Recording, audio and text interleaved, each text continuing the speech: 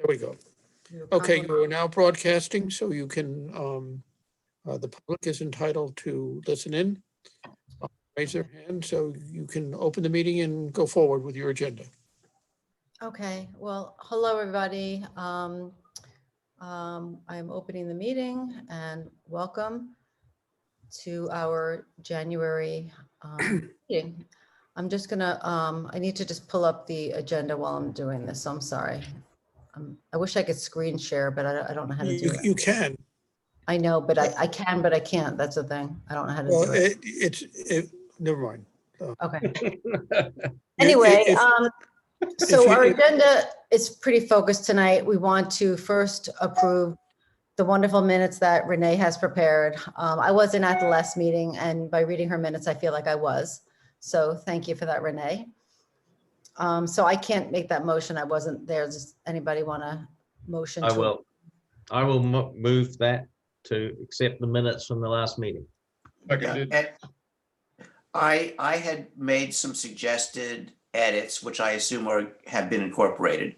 Yeah, David, I've put your comments in. I didn't actually receive comments from anyone else. So that is what's currently in there, exactly Okay, great. the edits that you gave me. Yeah. Okay. I think that one suggestion I'll make, and I could email this to you, is,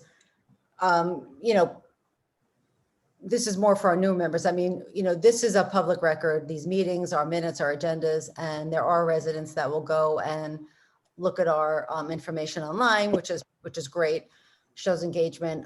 So I guess we had something on our agenda, which was talking about street sweeping, but we didn't have anyone from the DPW at our last meeting to talk about it. We wound up having communication through email, which is fine, but it looked like we didn't write up minutes from our agenda. So maybe just one comment as just saying that was basically not discussed because we didn't have the right people at the table, basically. But I'll email you about that separately. Okay. So you want that reflected in the I December minutes? think Okay. that was something that I realized after the fact, that when we Okay. have something on the agenda and for one reason or another, it doesn't get discussed, that should at least be addressed why we didn't discuss it.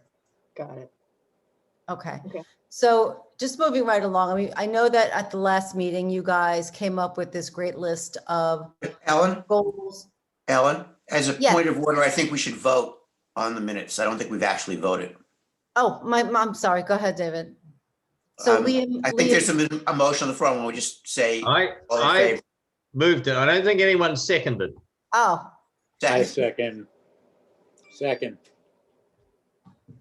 okay. Well, you have to say all approve. You have All to approved. vote. Minutes are approved. All in favor. Thank you.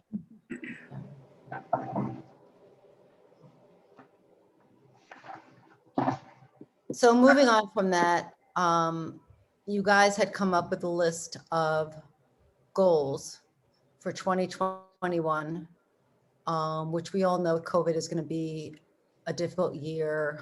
We know that the village has other top priorities and budgetary constraints.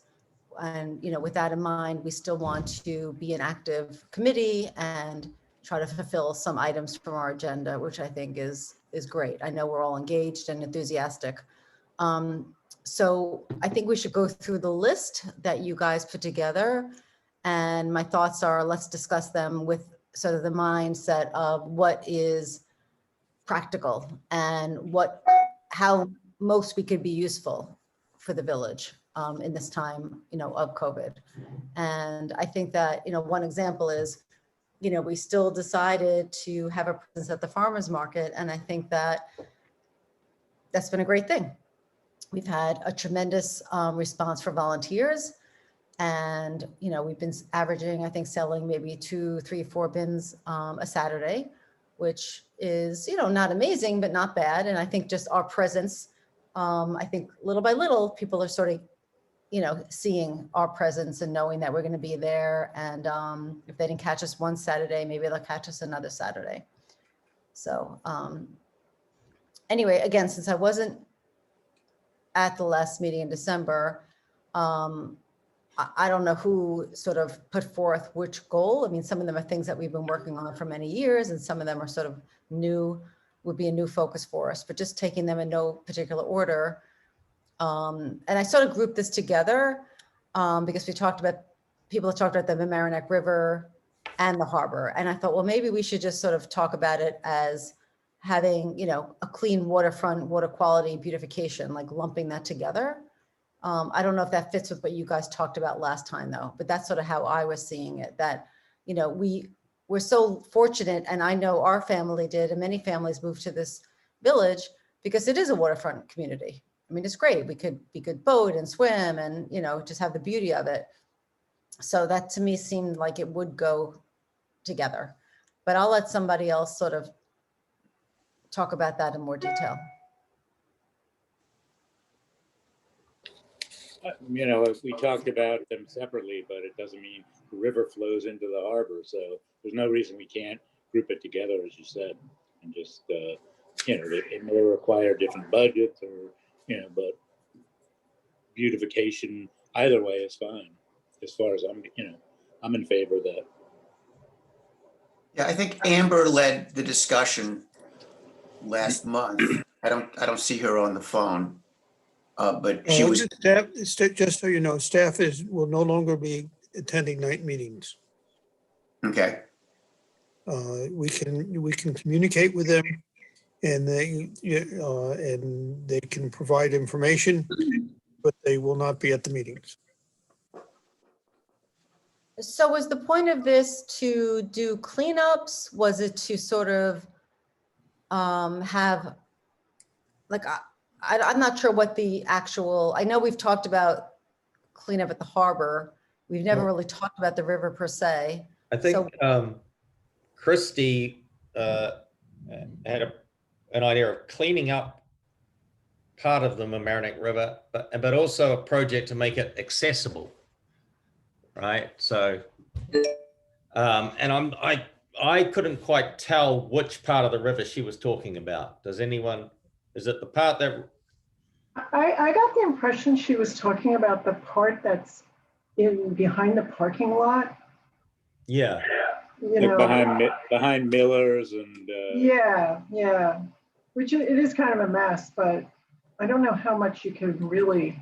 I mean, you could make it a little bit more attractive, but it's on a parking lot, so.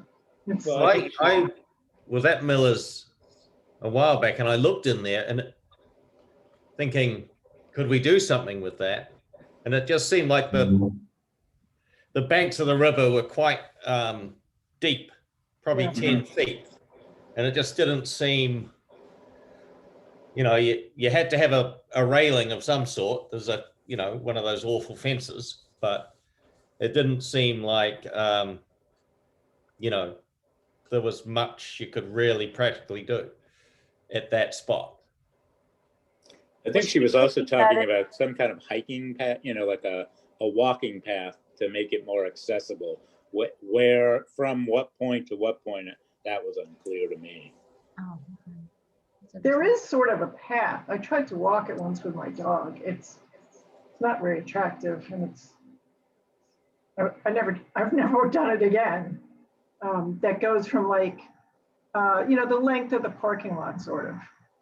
That is called Phelps Park Road Yes. Park, and that was authorized as the state Parks and Recreation grant. I don't remember if it's Parks and Recreation or some other grant to create that. Long before that, there was no direct connection from Spencer to Prospect. You had the parking lot behind the movie theater, and that was it, basically. So that was one way of providing it. I don't think you can. There's a building that comes right up to the river next to Ward Avenue, so you can't really go all the way up to Ward Avenue on the river. But you should know that, and I'm sorry for maybe if I'm talking too much, Ellen, just stop me up. But there is a proposal. The board passed a law that said that you could not do anything within 50 feet of the river, the high water mark of rivers or the coastline. No new construction. And there are people who have buildings within that and wanted to, if they lost more than 50%, they couldn't replace it. Some wanted to, there was a desire to maybe take a building down and move it further away from the river, but still be in the 50 feet. And so there is a proposal before the board to allow that to be done through a permit. And that's been pending before the board now for almost a year. But it is on the agenda and we probably will be getting to it within the next month or so. It's something you may wish to do. I can have it circulated to the board, to the committee. And if you want to take a position on it, I think it would be apropos of this discussion. I would like to see that because I'm not sure that I never focused on the river, to be honest with you. So I would like to see what the proposal is and understand it better. Okay, obviously the harbor- Sorry, So go on. what you all should understand is, unlike most every other coastal community in the state of New York, the village of Amerenik, 100% of the village is in the coastal zone, not just within so many feet of anything, not just the Long Island Sound, et cetera. The entire village is within the coastal zone, and that was done originally because of the three rivers that we have that go through, meander through the entire village, and creates flooding and other issues. So the LWRP is very clear about that, and that we can provide background to you should you wish it, but I will have the proposed draft law sent to you all tomorrow, tomorrow, if I can, if I can find it easily, and have it sent to you either tomorrow or Monday. Thank you. So just so I'm clear, was Chrissy's idea to sort of make the harbor used for recreation, like for boating and fishing? I'm not sure what she was. No, she was talking about a path, and it may have been what Dan just said, like from Prospect or Stewart, some kind of way to get into town, by the river. I'm a little unclear, but basically to create a path. The harbor was a separate issue in terms of the garbage and the possibility of, some way of keeping the garbage out from the river. And then also there was the issue that's this grant, DEC grant that Stuart Tykert had brought up. And then some email came today from Cynthia somebody sent something out today, I think, explaining what those grants that grant was, and it sounded like there was a flooding by the Post Road, by Orient Avenue in Rushmore a few years ago, and sewage must have flooded up, and so I think the grant was set aside for that, if I'm not mistaken. Okay, yeah, because I guess I always think of the river more as just a flood issue. Because I know that that's happened, at least since we've been living here. So now that I'm hearing the discussion, it sounds like the Mamaroneck River piece of it was more to make it accessible, to walk along it and Right, and whatever, where the harbor, we talk about more an issue of a cleanup. And Dan, I guess this is a question for you, because my thought is that the feeling I'm getting from the village is that I don't think, and I don't mean to be negative, I'm just trying to be realistic. I guess the responsiveness that I've been getting from the village feels very different in the past few months than it had felt, maybe a year or so ago. And I'm just attributing that to COVID. The response just is less enthusiasm, less action oriented. And I think it's because of, budgetary constraints, which is perfectly understandable. So I guess I'd be remiss maybe to put on our 2021 goal, doing this whole big project along the river. I think that we should look at the, whatever the proposal is that's going to be proposed to the BOT and see if you want to maybe sign along. But I just don't want to, I don't personally want to get involved with something that's going to be, years in the making. I think that our committee, is better served by things that we could actually have a realistic shot at accomplishing. I mean, I'm welcome to other thoughts on this point. I agree. Yeah, no, I agree too. Yeah, I think so. And Yeah, I think, making infrastructure change, I think, is beyond our scope. yeah, and it's a big lift, this one. Yeah. I think so. It's just beyond our Well, scope. Ellen, I think in terms of attitudes of the village, seems to be many changes for various reasons. But from a budgetary vantage point, we are very much in the hole. I know. Yeah. It's, this year and next year will be somewhere, depending on whose numbers you want, and they're all preliminary, is between $2 and $3.5 million. So the village is trying to figure out what steps it can take to try and maintain the level of service, but also, cut the budget. Revenues Yeah. are down and expenses are not down. I hear you. So, It's a big issue for everybody. Yeah. Dan, is this because of tax revenues down as well as state aid and because of COVID and? Well, it's not, the tax collection is pretty on target, but state aid is down. Parking, I mean, most all revenue sources are down. Programs are cut. With COVID, you're not having, you didn't have the camp, you didn't have a lot of different activities that produce revenue. Okay.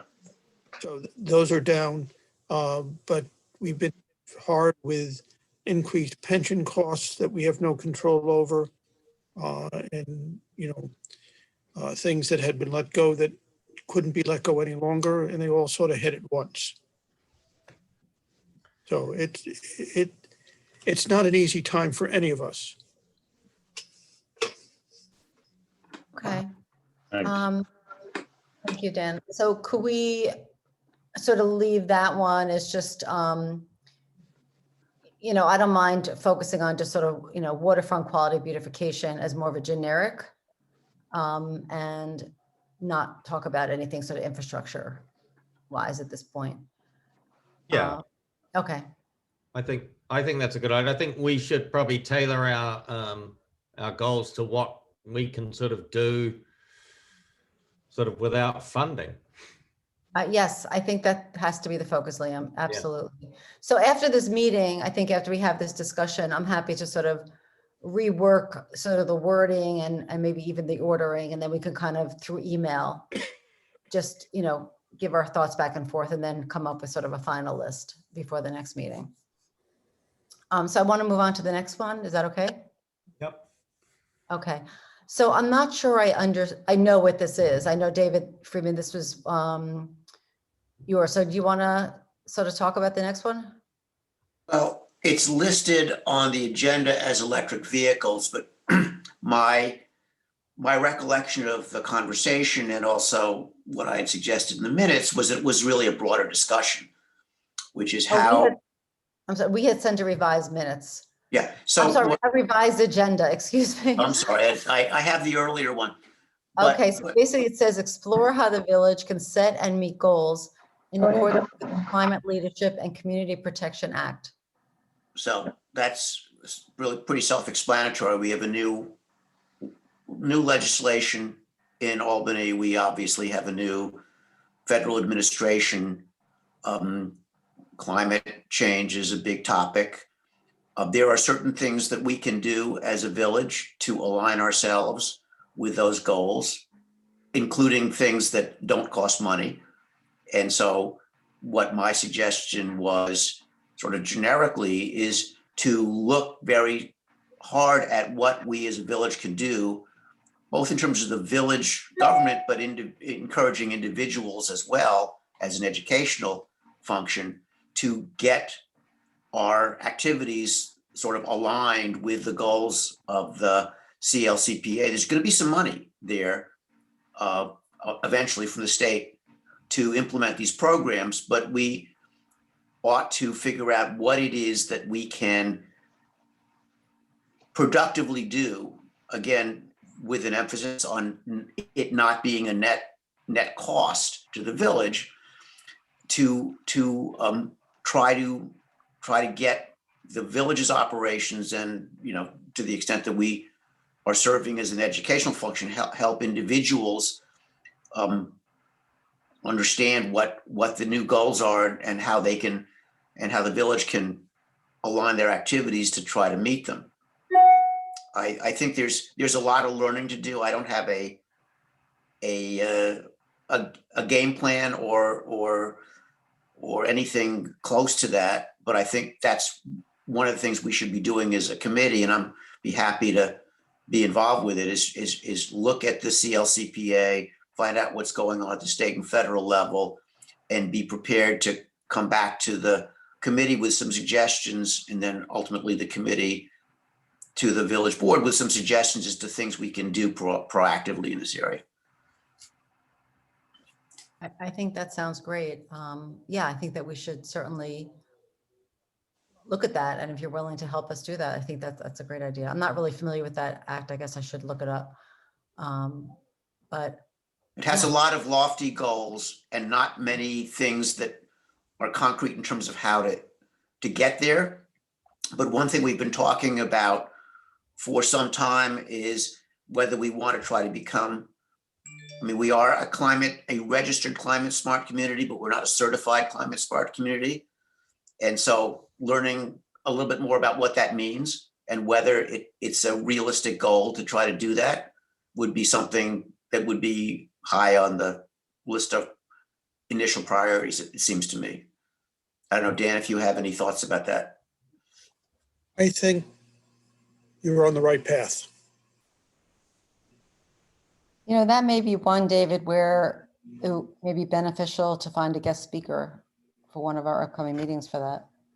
Yeah, I actually am on the state League of Conservation Voters Board, and I've suggested to the staff at the league they put together a package for localities that would answer these questions. What do localities do? What are some concrete steps?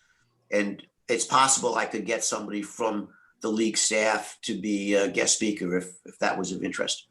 Yeah, definitely. Are there any certified other municipalities that are certified? Yes, there are probably a dozen or so. I know Bedford is. I believe actually the town is certified as opposed to just registered. But we can actually, there's a lot of learning we can do from other communities. I think it's a good point, Liam, that we don't have to invent the wheel here. There's a lot of people around that have done this, and we might as well learn from them. Yep. Hey, David, it's Dan Kushner. I'm willing to help out with you, if you want to work Great. together, or I don't know if you have time to do it, but I'm happy to kind of do a little research and scope it out. Great. Good. Thank you. I actually went on the website and was looking. There are a lot of, it's vast, the amount of information about this, the climate action, things that you can do, ways to get points, and, it's very, there's a lot of things that you can do. So it'd be great to have someone really come and explain it more to us, because it's pretty overwhelming looking at some of the. Yeah, there's an element of drinking from a fire hose. There's so much out there. Yeah. And the key is to try to be disciplined and figure out what makes sense. How do you filter out all the information to get the really useful stuff and do some stuff that's really useful without being overwhelmed with either the enormity of the amount of information or the enormity of the task. So I'm very interested in it, but it was looking at it, I just was like, well, I don't know where to start. So I'd be happy to help in some way, but my knowledge about this is pretty limited. I think we're all learning. Yeah, I did notice in one place there, one of the things is there is money like to do charging stations and things like that. I saw that somewhere in the vast amount of information. Well, the question is whether that money is still available right now from the state. there is money. So Ellen, the EV came up, charging stations. I brought that up because, I wanted to invite that guy Brandon from Blink Charging next month and just have him explain what funds are available and how much it would cost, both from the Con Ed grants and from the state grants. We're not bound to use him or his company, but just I think he's a good source of education. So we invited him this month, and then I pushed him to next month. So if you're open to it, I'd like him to still come and at least just explain what money's out there and will it cost the village and what the options are. Sure, yeah, I think that he should come. Okay. Yeah.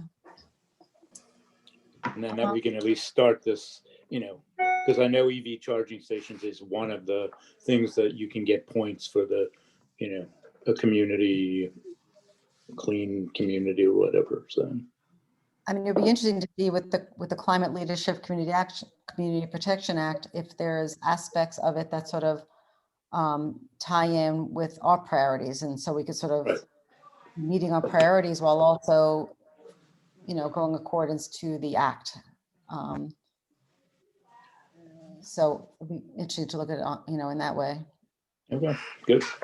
Okay, so it sounds like we have David, Dan, and Debbie maybe focusing on that. I think I should have said this from the outset. I'm interested in that too. Okay, that I should have said this from the outset, but I think that we should also, whether we say it on this call tonight or when we firm this up through email, is also everybody should think about maybe one or two things that they want to align themselves with. Because I think it's good to have these subgroups. Mhm. Not a subreddit, a subgroup. No, I'm only kidding. We've been consumed with the subreddit discussion here. Okay, so I guess that also leads into the EV usage, which we'll get more information next month from that guy Brandon. And I'm going to skip forward to Healthy Yards if that's okay.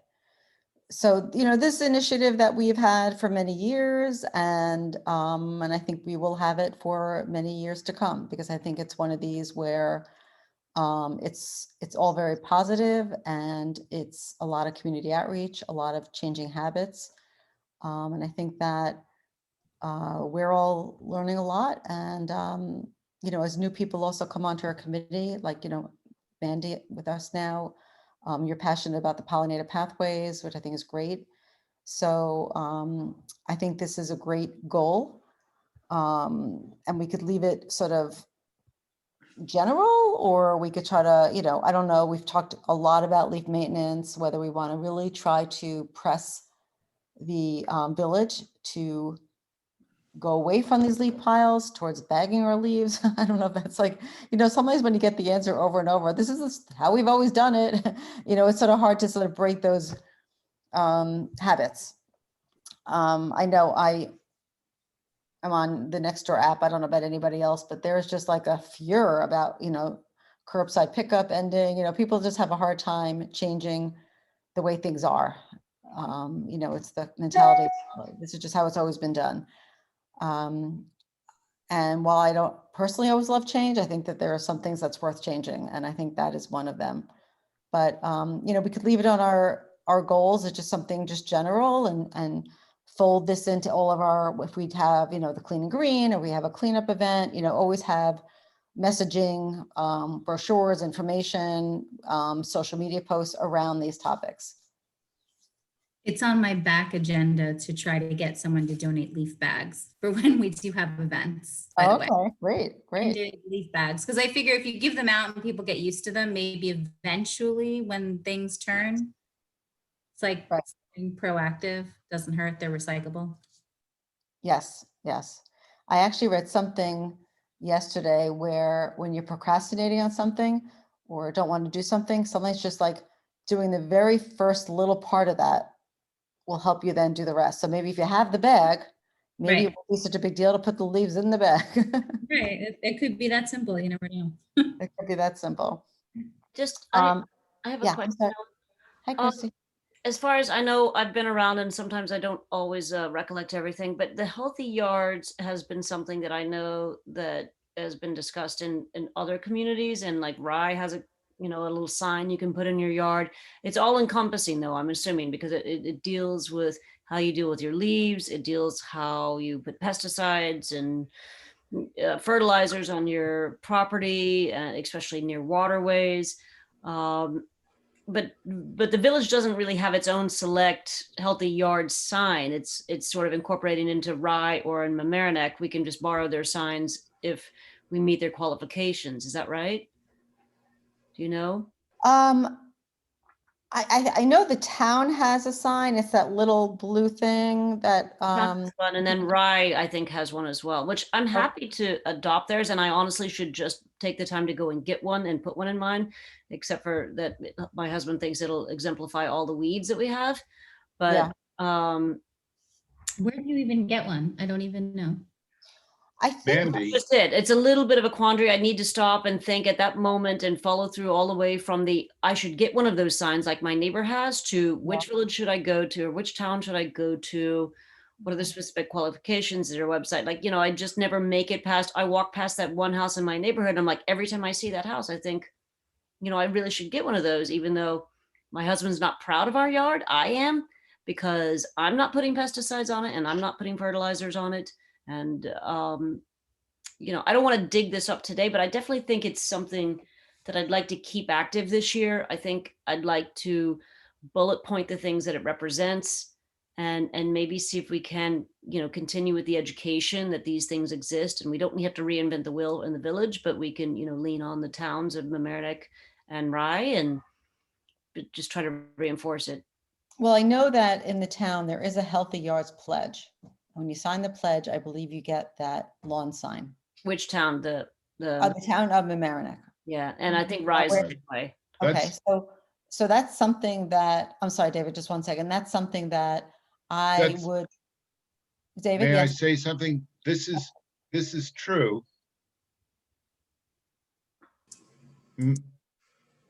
Mandy, Me. hi. Hi. Did you know, Catherine knows everything about this. Yes. She'll just direct you right to where you get them. I think I have one too, but I never put one up. Yeah. But if you want to ask her, she'll give you the entire scoop on it, because she's the expert in it. Well, I'm just thinking, wouldn't it be great if like we had a pile of them and we had a form that when we're in a Facebook group and I'm talking about something, someone fills out a form and I say, great, I'll drop it on your porch. So, you know, like as a committee member, obviously, you know, I don't see why we can't be more involved, because right now, I mean, and I know Catherine really well. I have a pollinator pathway sign, but I didn't know that there was really a healthy yard sign. So it would be great, because if we get them out there, people will be like, where did they get that? yeah. I mean, that's one thing, Mandy, you and I are going to have a call with Robert and Janito. It sort of goes together that I wanted to talk to Robert about this. If you look at the town of Mamaroneck's website, they have a fully fleshed out environmental section that it's everything that we're doing too. And we should just sort of be borrowing that content, and they'd be happy for us to have it, including the Healthy Yards pledge. And I'm sure we could easily go out and buy those same lawn signs. You know, they're not big, they're actually very small. It's almost like, you know, when people use the pesticide, they have those yellow signs. Yeah. It's like in lieu of that, it's these little signs. And I agree with you. I think I sent around something today about stickers that say we compost. And the theory around things like stickers and lawn signs, it's social, right? It's like people are gonna be like, oh, I want that. I want to be part of that. What is that? Like, and I think it's that mentality and community outreach. And so we should do that for the Healthy Yards. I think that would be a good idea. Couldn't we, Mandy? go ahead. Sorry, Mandy, you could contact Sue Odierna. Do you know her?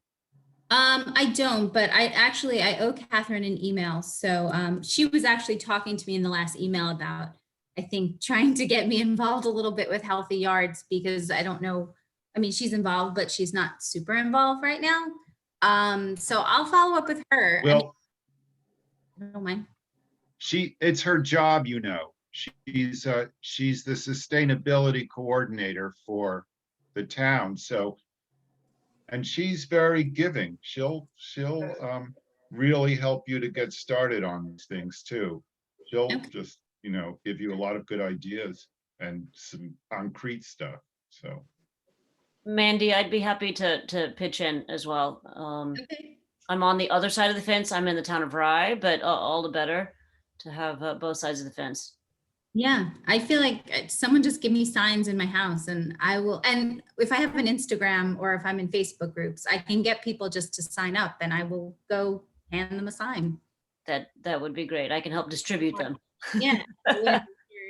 But on a separate note, even without getting the village to kind of beef up their environment website or the portion of it, did we ever think about doing something like on our own? Do we have a Facebook page that's like really relevant that anyone posts in? We do have a Facebook page. Well, no, I'm sorry, I take that back. So Robert Ingenito has, I guess, a Facebook page for the village, and he does post things about the environment. But Mandy, we need to reschedule that meeting. Yeah, Because I think that. that would really help. I think that would be, because without a website that has information, the best thing to do is really Instagram or Facebook, because people need visuals to see what my yard looks like, or what we're trying to do for a healthy yard or pollinator pathways. People need to see. Yeah, I totally, so just for everyone's benefit, Mandy and Robert and I were supposed to have a call to talk about him handing the keys over to Mandy so that she could sort of really increase and expand and amplify our social media voice of our committee. And Robert has a lot of other, jobs going on, and he wound up having to cancel because of the police reform. I guess I don't even know what happened with that, but I guess that was the week that the police reform survey was going around and all that stuff. So, so we need to circle back, because I really feel like we need to have better messaging. We've been talking about that for a long time.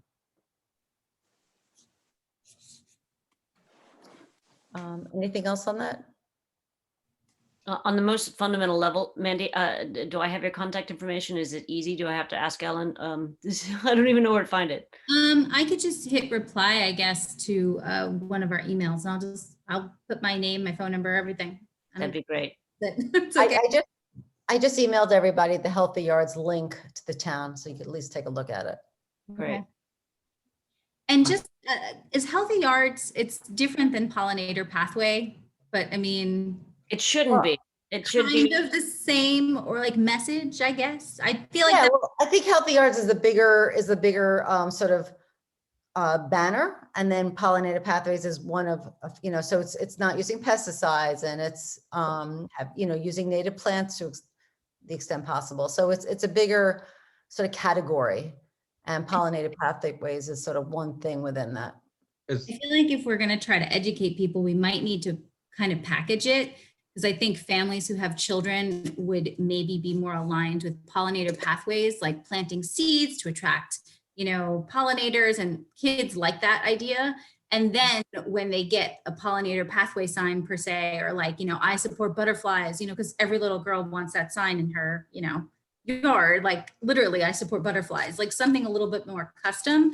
And then, then you explain what Healthy Yards is. And if they make the pledge, then I feel like it should be a follow-up. I mean, if someone approached me, I feel like I might be more, oh, okay, yeah, I get it.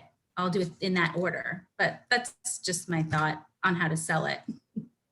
I like the approach, and I can tell you that when you get into the yards in general, you get into maintenance and you get into service companies, it gets much more complicated very quickly. So yeah, getting to the children first. I'm in. Is that website healthyyards.org, Alan? I think it is. Let me see. I just sent it out. Yeah. Sorry. Oh, no, it's fine. It could be, but I think what I took a link was from the On the village. town of Mamaroneck. Right, I get What you sent. in the town of Mamaroneck. There could also be healthyyards.org, but I sent you the link from the town's website. Okay, I'm looking at healthyyards.org right now. Yeah. Okay. That's based in Westchester, so But if you look, I'm pretty sure Catherine is the name on the list from Mamaroneck. There's somewhere on Healthy Yards. This is where she wants to put my name. Oh, I think I owe her an email. But anyway, I think somewhere if you look by town on this healthyyards.org website, yeah. is like there's a contact if you live in Mamaroneck, I believe. I have to find it. Oh, I'm gonna find it. but yeah, this is a great website because it has all the different aspects of having a healthy yard, avoiding pesticides, muggy leaves, invite pollinators. Yeah, So what's the deal? You get a sign, you get a sign and then you pledge that you're going to do these things, or you do these things and then you can get the sign? I mean, chicken and egg, really. Yeah. Your ambitions versus your actuality. I mean, if I think it's intent. Oh. I mean, nobody is auditing you. It's really, what you want to do. So if you feel proud that you're not using pesticides, or that you have native plants, that you have a pollinator pathway. Something I mean, we could also combine it with the composting table, couldn't we? Like have something at the same time? Well, we do actually have literature at that table. Right. I don't know if it's We buried, could have but we do have signs. literature. We could have distributed, and signs actually- for people. We could have signs. I mean, it's been so cold that it's I think hard to, I think it's easy to have the signs when the weather's warmer, but Yeah. one of the ideas that I want to do is when we're selling the bins, have all this literature in the bin. So when people buy a bin, because Oh, someone that's who a buys a great bin idea. is probably inclined to maybe Yeah. think about these other ideas. So just having a lot of literature in the bin when That's they a buy great it. idea. Yeah. When it gets a little warmer, so far I have about 500 seed packets for flowers that got donated from two Wow. different companies. So one gave us 300 and another one is sending 200. So when it gets a little warmer, maybe we could put together just like a one-page, like who we are as a committee. It doesn't have to be fancy, but attach it to the seed packets and perhaps give it out at the farmer's market. Because I feel like, once again, little girls and butterflies are easy. That's easy to hatch them. And we have a bunch of things if we ever have an event and a raffle. It's great. what sort of area would that cover, Mandy? What sort of area would 500 seeds cover, seed packets? I have no idea, but the seed packets are, I think they have like 30, 40 seeds maybe in each of them. And it's two different types of flowers. I forget. One company gave me, I made sure that they were native though. One is something called, I think, late sunflower or early sunflower. And it comes up earlier. So it actually needs to be planted sooner than later. So that might need to go out to people sooner. And the other one, I don't know because we didn't get it yet. But I don't know how much it would cover. It's very easy to get people to donate. They're okay with it. You just have to ask. Right. And I also have been writing in case we want to do anything on our own somewhere, like saying like we want to expand our pollinator reach. I've been talking to the Monarch people. I forget what company it is. They sent me literature to pass out and bookmarks. So it's a start, but they give out seeds too. They give out milkweed seeds. So we'll get those too. Great. Good work, Mandy. Thank you. Yeah, it's fun. Yeah. I like free stuff. Yeah, sure. Why not? Okay, well, good. I think that we could do a lot of fun stuff with that. So I'm going to move along if that's okay. So food waste recycling, I think we've talked about that a lot. I think everybody gets our goals on that, and it's just to continue getting people into the program, doing outreach at, whatever opportunity we have, events, making our own events like we did at the recycling center. And, again, when we start maybe doing a little better on our social media, doing regular posts with that. So, I think that I know I'm focused on that. Maria's focused on it. Debbie, you've been great at volunteering at the market. So I think that, again, that's just something that we just want to keep pushing. I really think we could use a I better did get an email sign. today. I I'm think sorry? I think we could use a better sign at Yeah. the table. Because that one, it says something else, love your food or whatever. It's not Village of Amerenik.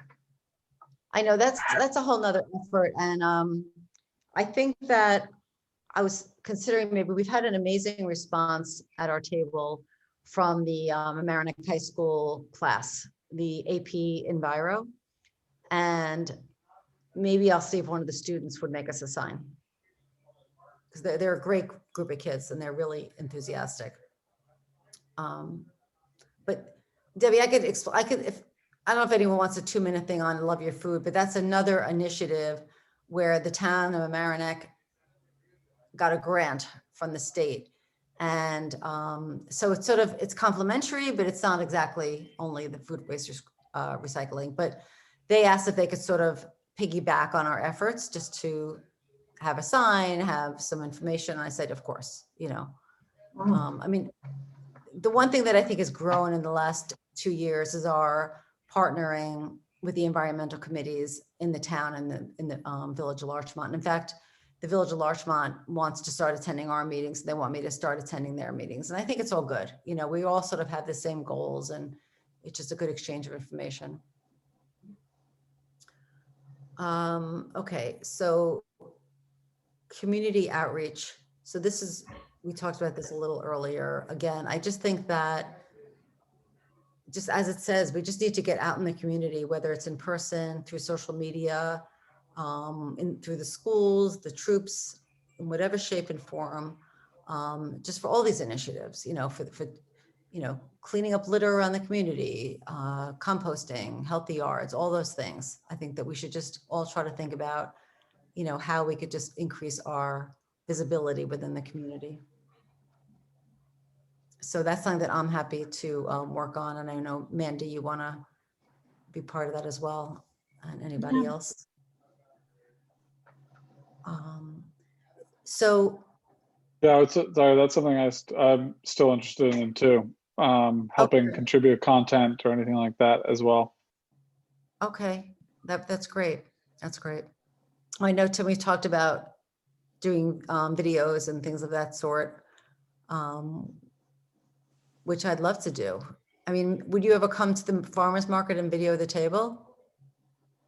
Yeah, I mean, I volunteered last couple of weekends or when it's been up there, so I could do something on my phone and make a little video. Yeah, just like a little thing to put on social media. Definitely. Yeah, if we know what we're or in any of these things that we've discussed too, like if we have something to share, we could turn it into, you know, photo or video content too. That's exciting. I'm volunteering children as your actors for your color.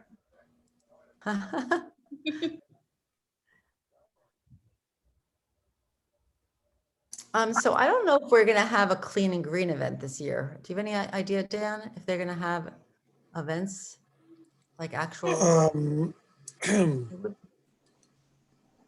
It would be in the spring, Yeah. and we're still in COVID, and there's the St. Patty's Day parade was just canceled. There is a question now about the camp Really?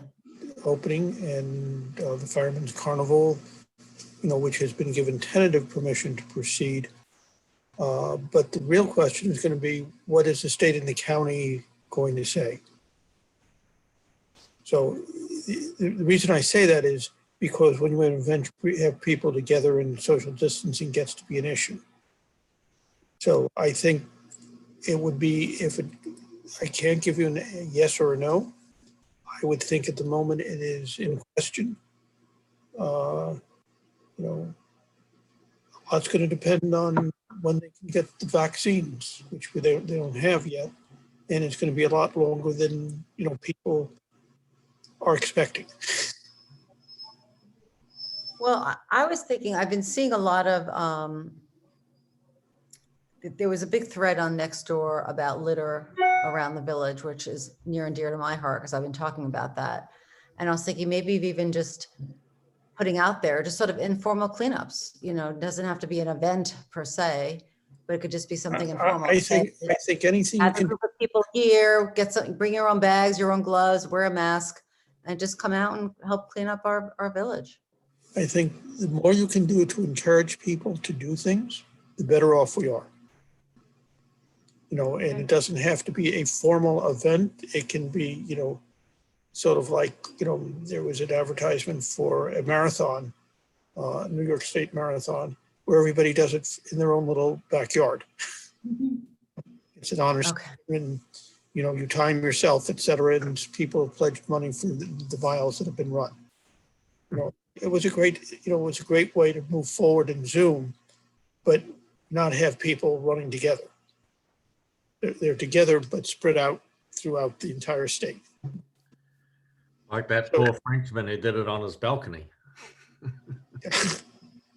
So, A marathon on his balcony. Right, I saw that, yeah.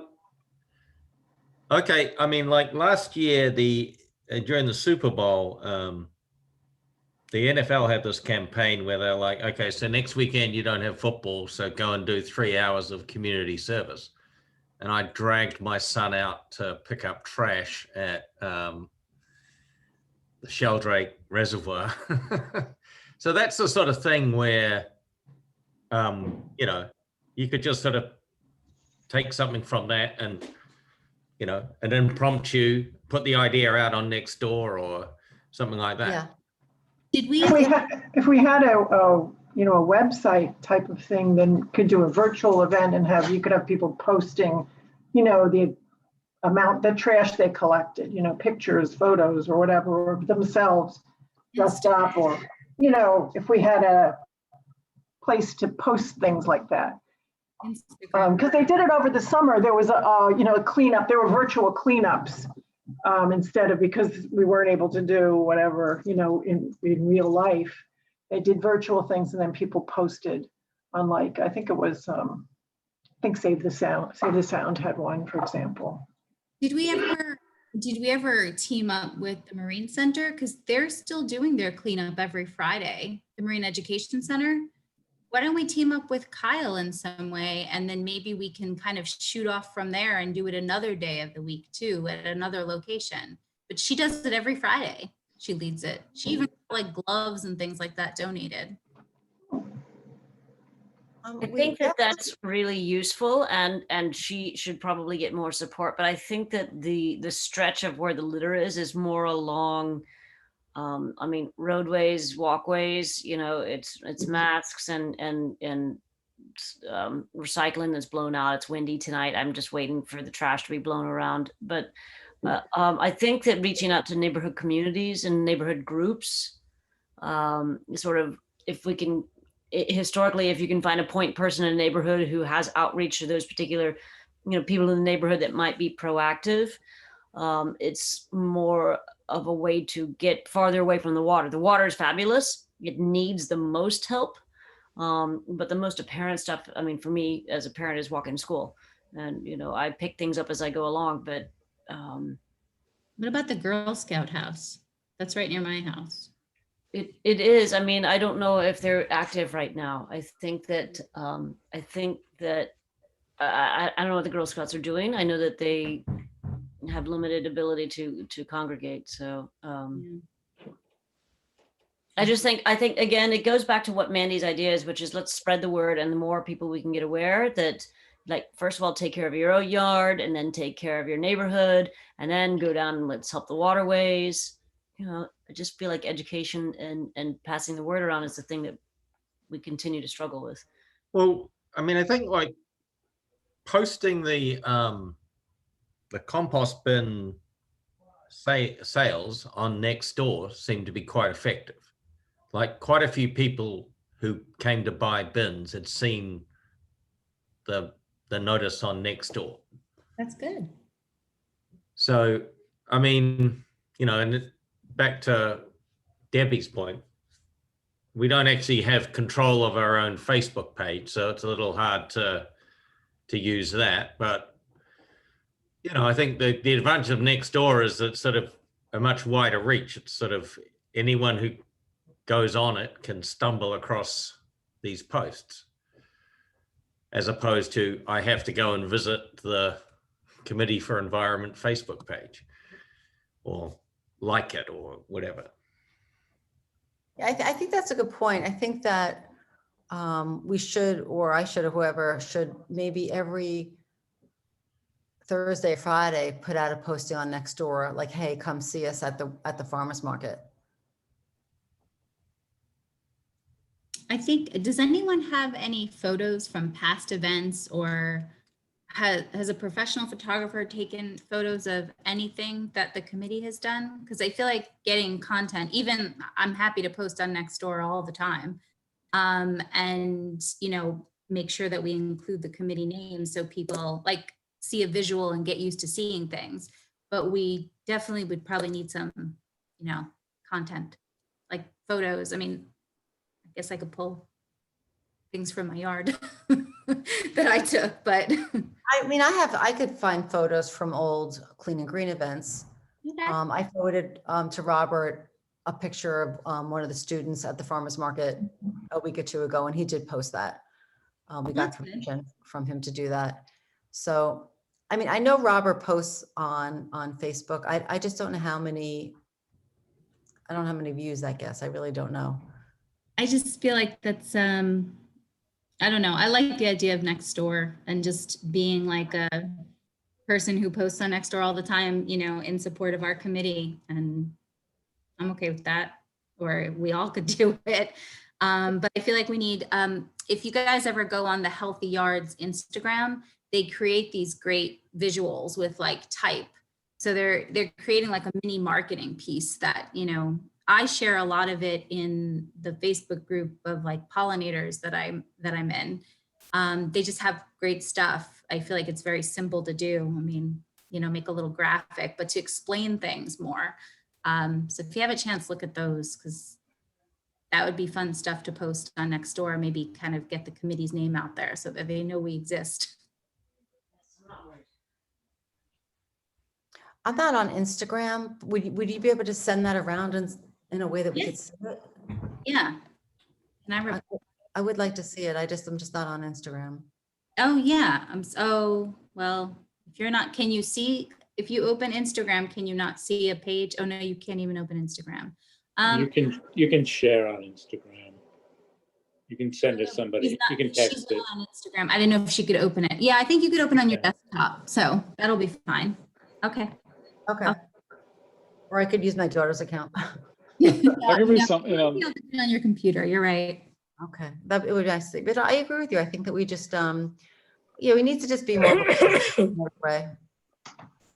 I know that we had gotten shared some of the stats from the food waste program on some previous meetings. I don't know how up to date that info is, but I know that when I was out and talking to people at the farmer's market, that referencing those numbers and kind of showing like, hey, there's progress and there's a graph that goes like this. So that could be something that could be prettied up, you know, and made into a graphic that could go out as content. Mhm. If I can get the updated version of that Google spreadsheet. I don't know, was it Robert the one who had that? Do you remember? He has it, and I recreated it, and I can send that to you Okay. because I put Yeah, it. I'll make a graphic out of that. Cool. and put Yeah, the links to the right stuff on it. let me see. File.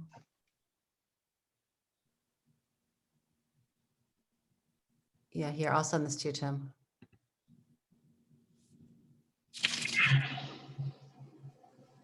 Okay. I will forward that to you.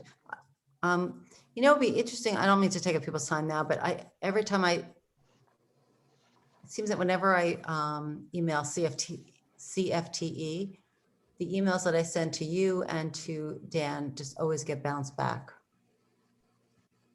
Which is really frustrating. That's weird. I get all of them. You do get them? Okay, I'm glad to at least Yeah. that you get them. Okay. So, all right. Okay, I'm gonna send that to you well was speaking here, but I'm just going to move on to the next topic of it, which is the Taylor Lane site. So maybe Dan, that's something you could talk more about. I mean, that's again, something that we've been talking about for a long, long time. And I just want to be careful about that, having that as a goal, because that's something that we're very constrained by the village of what we really can do. So while we certainly want to have a say in what eventually, the use of that site is, we want to, be at the table. I think that's tricky to say that that's a goal. So I just want to have a little bit of a discussion around that.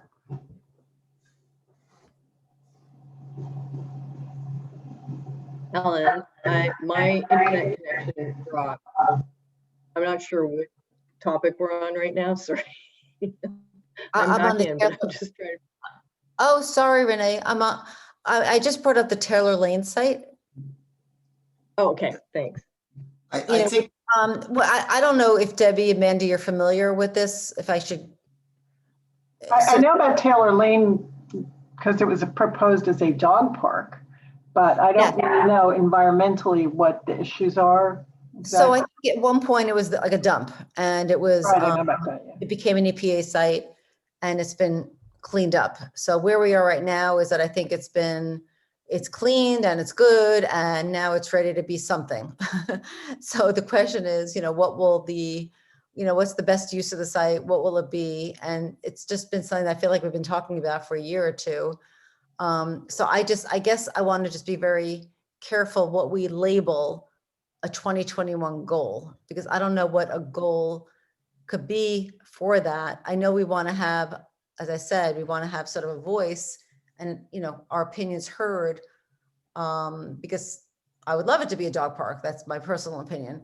But, it would be nice if it's something for the community and something in nature. But I don't know who put it down as a 2021 goal. So I just want to I don't know how it can. put it out there for discussion and see what is a committee could we achieve as a goal for Taylor Lane site. Hey, David. well, I think I might have mentioned it among other people, but I think the goal is exactly what you articulated, is to be involved with the discussion as opposed to having a goal as a specific end use. I think it's it's a big piece of land. There's not a lot of undeveloped land in the village.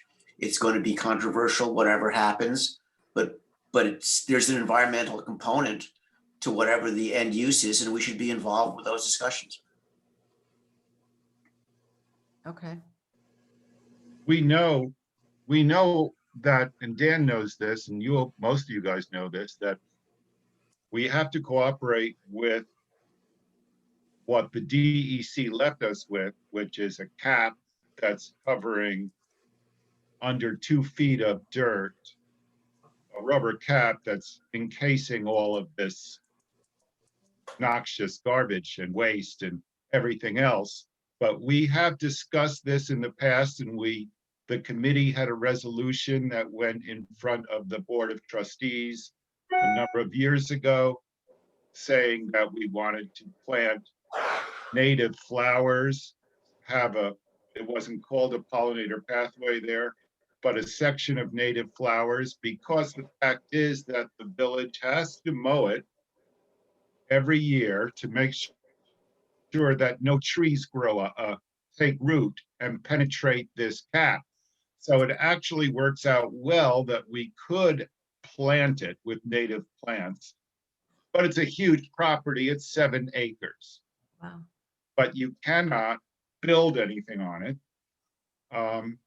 And we thought it would be we thought it was a good idea to put a dog run up behind Mangone's Market area, up on the northwest side of it, and maybe have native plantings in part of it.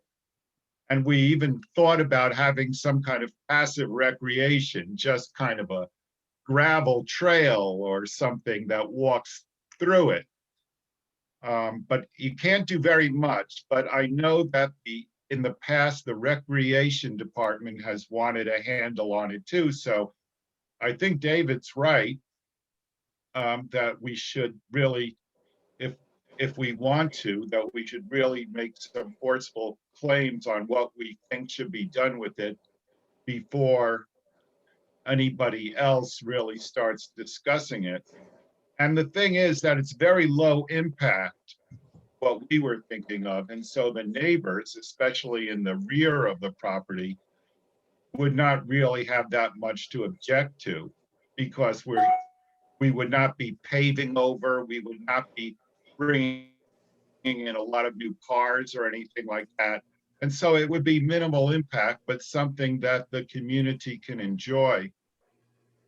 I think that, and sooner or later, somebody's going to start talking about it, so we may as well start doing it. And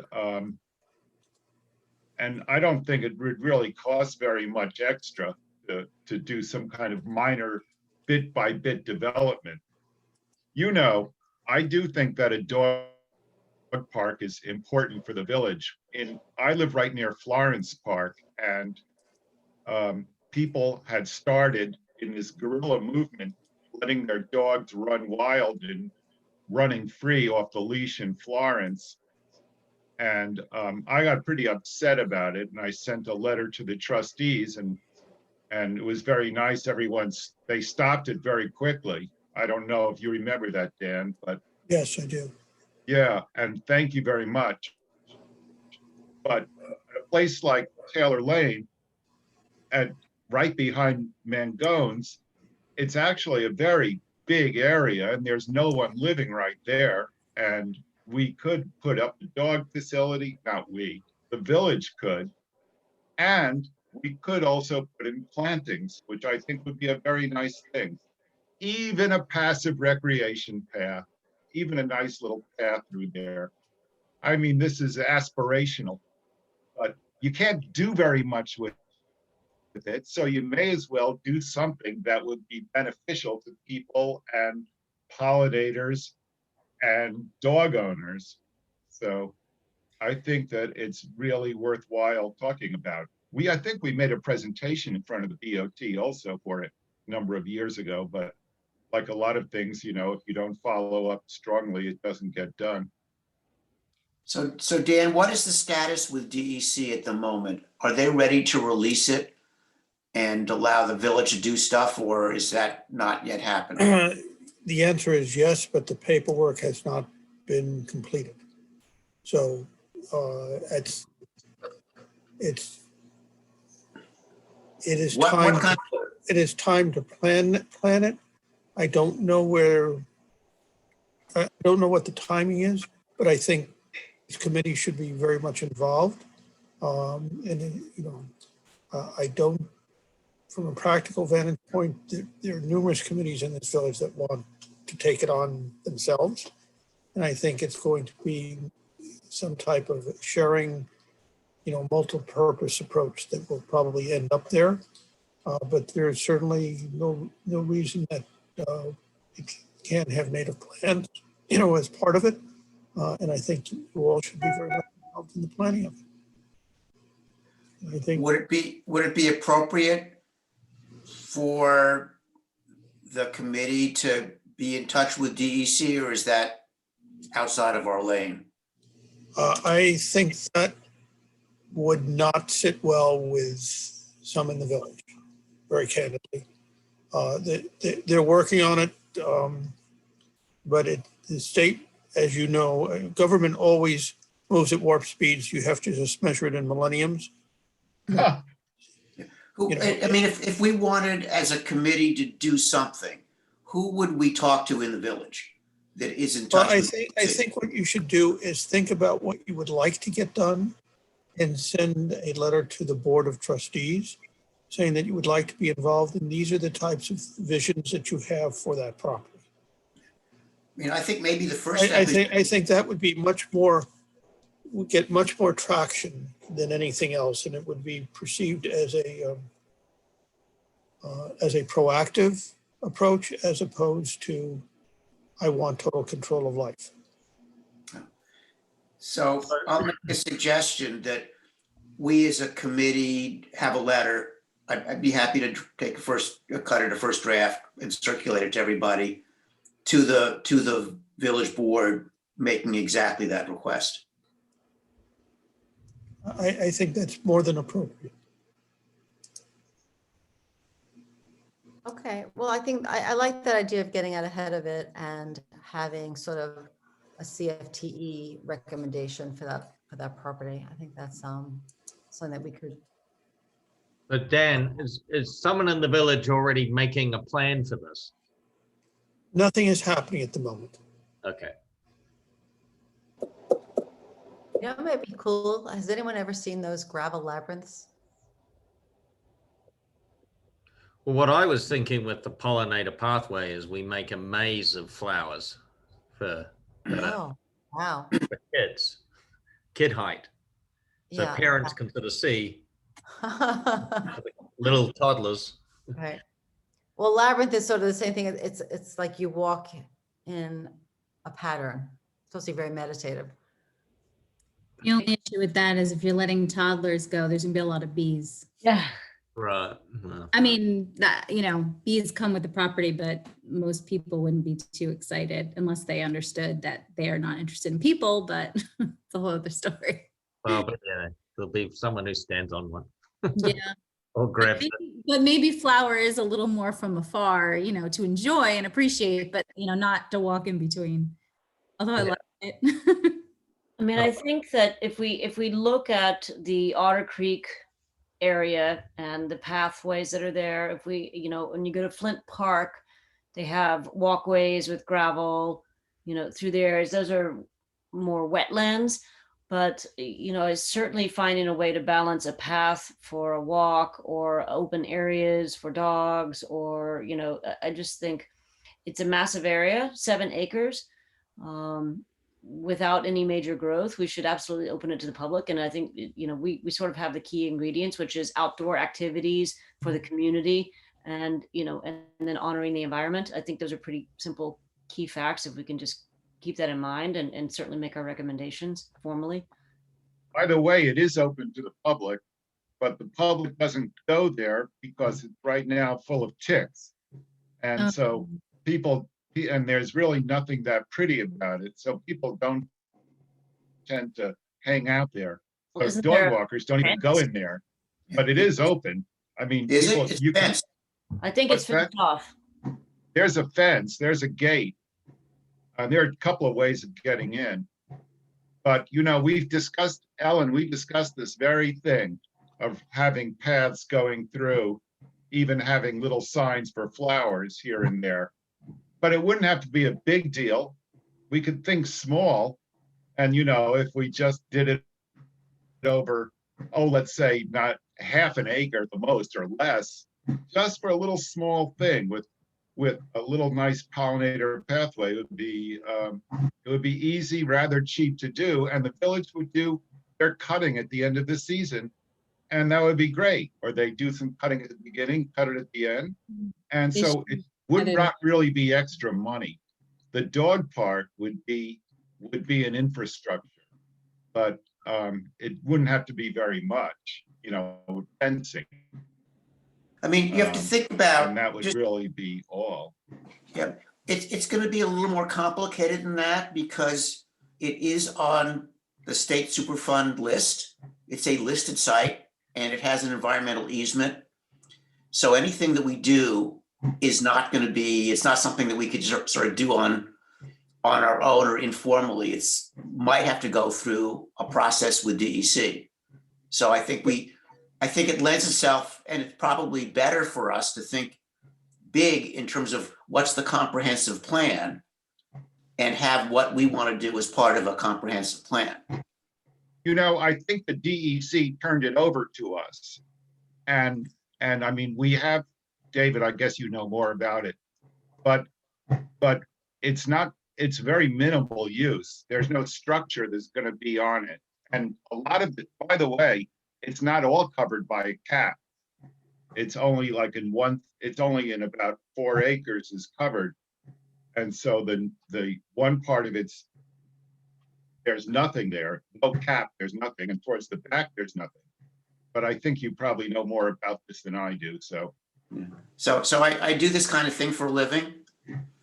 And I know that on state Superfund sites, DEC can get very touchy as to what you do.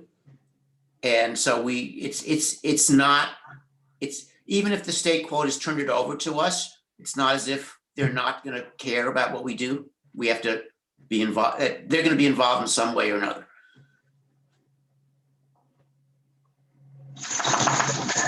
I guess I'm just saying, David, that we already have like big lawnmowers going over it all the time to make sure that the trees aren't cut down. And so like the village is already has for a very long time now been active on that site with its, with its equipment.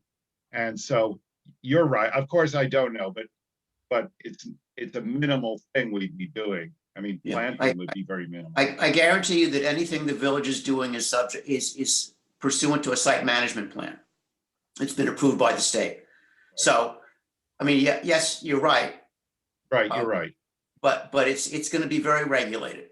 right. Well, why don't we go back to what David recommended, which is to write a draft of a letter to the Board of Trustees and start with that. And then we can, in the meantime, come up with ideas that we want to propose and, how we want our ideas to develop it. Dan, how does that work?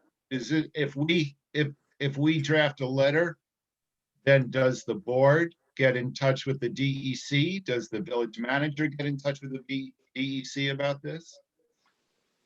The DEC has conditions on how of what cannot be used or done in the, on the site. And I'm sure that there are filings that have to be done with them showing that we are in compliance with those requirements. So you can't put anything in that will penetrate the membrane. There are no structures can be put there, no trees, nothing that can, that can penetrate the membrane and then compromise the site. Yeah. So I think the right thing to do is if we write a letter to the village board, I think, Dan, we'd like you to take a look at a draft to make sure we're asking the right things. Be happy to. Great. Okay, good, good. So if you can't put anything that would penetrate the membrane, could you build a fence for a dog run? No, No.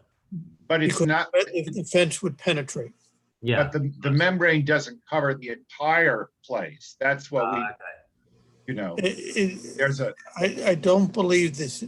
I have not read the document. I can only tell you the summary that I saw, and it referred to the site. And, the government approaches a very broad language when they wish. yeah. Okay, gentlemen. Whether you could put a fence in the edges. I mean, we have a fence between Taylor's Lane and, what was the border of the site. And that's allowed. And you have that going around 3 sides. Actually 4 sides, but the 4th side is of different approaches. If anybody would I think want to take a tour, when it gets a little warmer, it'll be sort of fun to do. Sign me up. I'll go. Oh, I good. just think I think, David, your approach of trying to come up with a proactive, suggestion and that you want to be part of it is the way to go. And I'm happy to look at it and give you a reaction to it. So I'll draft a letter. I'll circulate it to everybody. Everybody can chime in with comments, including Dan, you, and then maybe the next meeting we'll decide whether or not we want to send it. And then that'll start the discussion. That's great. Thank you for doing that. Yeah. I'll send out a tour schedule we'll see if we can find a time when anybody wants to take a little trip. Yes, I love field Meet trips. there. That's great. Yeah, good. All right, well, thank you, David and David. That's great. So I just want to move along to the final item, which is the comprehensive plan. I feel like that we left off a while ago with that, so I will leave that to somebody else to update on, because I haven't been in touch with Neil. I don't know where he is on that. But I guess in terms of a goal, is our goal to just finish up the sustainability section, or I'm not sure what the goal is with that. Well, I think where we left it is we'd been very active with the sustainability section, but we'd also looked at other sections. And we were getting regular reports from Neil at a certain point, and then that dropped off. Would be good to find out what the status is and whether there's anything useful for us to do at this point, and then what the schedule is for the village to adopt it, if there is a schedule. Right. So to me, it's more of just a follow-up, a status update. I think we should get from Neil. Maybe he could attend our next meeting. I don't know that that's necessarily a goal, how I would think of a goal for 2021, but I do think it'd be nice to see where he is with it. I haven't seen anything on that report in a long, long time. Dan, do you know where the comprehensive plan is in terms of where it is on the schedule of things to do? It's on the front burner, installed. There are lots of things on the front burner that have been installed because of priorities that keep creeping up and taking precedent of the board's time. Does everyone on the call know what this comprehensive plan is? Dan, do you want to just give a little, like a 2-minute overview so everybody sort of knows what we're talking about here? There is a draft that has been circulated, and comments are supposed to have been created, and some of them have and some of them have not. There was a planner that was working on it. That planner is no longer here. And the board has not submitted its comments. It's basically at the board level, but the board has not submitted its comments at this point. So just sort of really sort of high level, a comprehensive plan is, every village town does a comprehensive plan, which sort of lays out what they want to have for their village or town across many different disciplines, whether it's, zoning, sustainability, things of that nature. And they take input from, there were many public meetings where people would give their comments and input. But it's basically to keep towns in accordance with how they want their towns to be. So, whether it's development and things like that. So we had a consultant, Neil, I forget his last name right now, actually. Decide. Thank you. Boy, I was having a brain freeze. And we spent a lot of time with him, particularly David Freeman, you were spending a lot of time with him. For what was in our, the sustainability section. So it was all the things that we're talking about. It was, the food waste recycling program, and it was healthy yards and a whole host of things that we, want to see in our village. So it's a pretty lengthy document, and I believe it gets updated every 5 years. It's supposed to be every 5 years, but it doesn't. Every 5 years. So this was the comprehensive plan update. And as I said, I have not seen an update. I think the last draft I saw was the second draft, and I just haven't seen anything since then. So would it be appropriate to ask Neil to give us a report as to what's happening with it? Not necessarily in person, but just send us a short memo as to what's going on. Is that possible? Is that something we can ask Dan? Is that appropriate? I think it would be inappropriate, but that doesn't stop you from asking. Neil has tried to push this, and it's stuck at the board level. So, until the board, can spend the time that it's needed to focus on it, I don't see it happening. Maybe that's the answer. And that's not because of lack of interest. I personally would like to take it off as a goal. I don't think it feels like it should be a goal of our committee. It's really, to Dan's point, it's at the board level. We gave a lot of input. We gave him direction for our part. Certainly we're here to review if there's a third draft or the final draft. I just don't see this as a goal per se. Can I dissent You on can the just. basis that we've spent an awful lot of time as a committee on this? Mhm. And I think we should keep, and the goal is not anything other than to keep following the progress and encourage forward movement. I mean, it doesn't do us any good to have the comprehensive plan sitting on a shelf. It would be I good. understand that, all but other it's not being- the responsibility of our committee to get it done. It's the responsibility of No. the board of trustees to get it No, done. but I don't know. I think, why shouldn't we encourage the board, to move forward on it as the workload and other things permit. If nobody shows any interest in the comprehensive plan, it's just going to sit there forever. So somebody's got to show some interest in having it move forward, and I think it's appropriate for us to do that. David, I don't think that statement is true and might incur backlash. Okay, 90 plus or close to 100% of the recommendations that you have made are in the comprehensive plan. But the comprehensive plan is a huge document and requires review. And right now, it's not on the back burner, it's on the front burner, except there are things that are sizzling that take priority. And that's unfortunately how government works. Do not misunderstand that I am not advocating this. There are people on the board that are very interested in getting the comprehensive plan completed.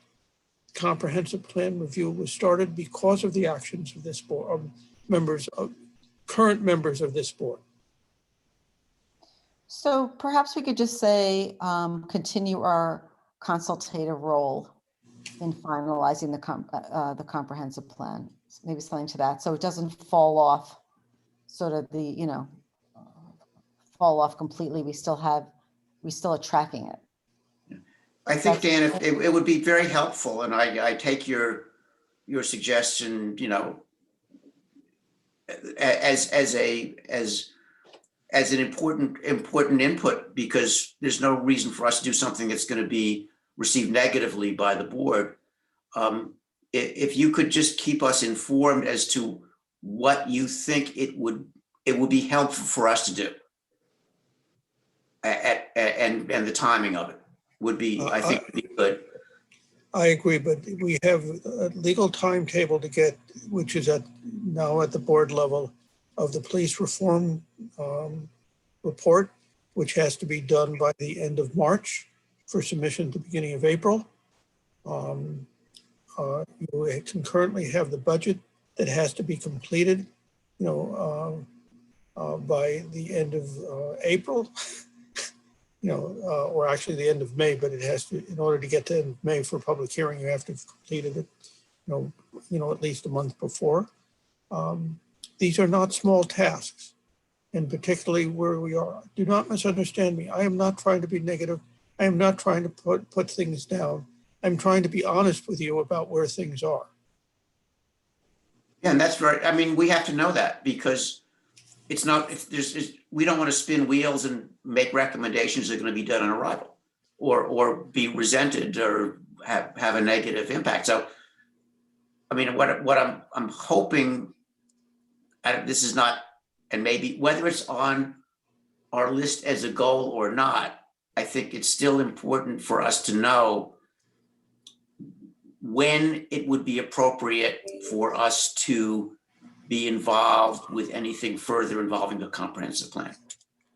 And I'm happy to keep you fully informed as things are moving, but technically by the contract we have with NV5 is the board has to make its review and give its suggestions before it can be put out to a public notice for the public to comment.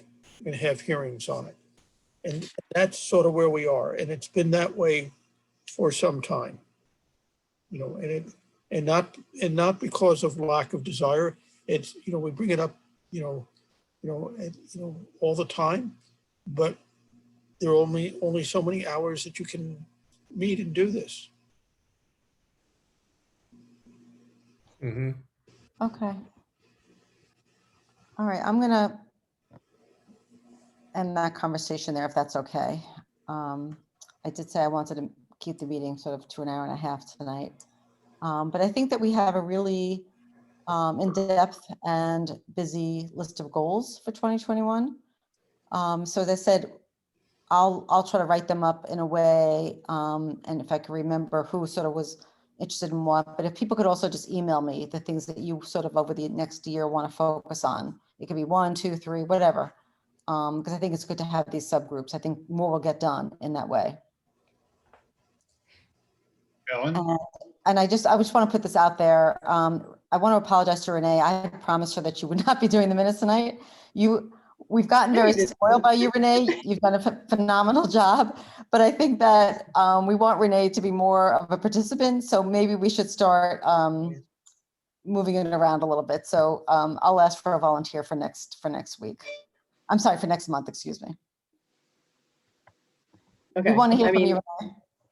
yeah, I do feel like I spend like all my time basically just trying to keep track of the we need to conversation mix it. We need rather to than mix it up. contributing.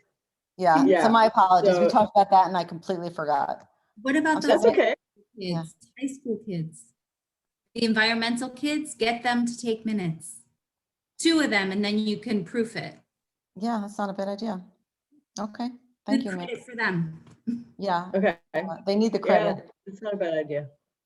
Okay, well, I'm gonna make a motion. Oh, Christy, did you do something? Go ahead. Yeah, just briefly, and I'm sorry I was late, and I don't know that if this was brought up, and I don't want to add any longer to the list, but it's still important to me to look at the waterway through the village.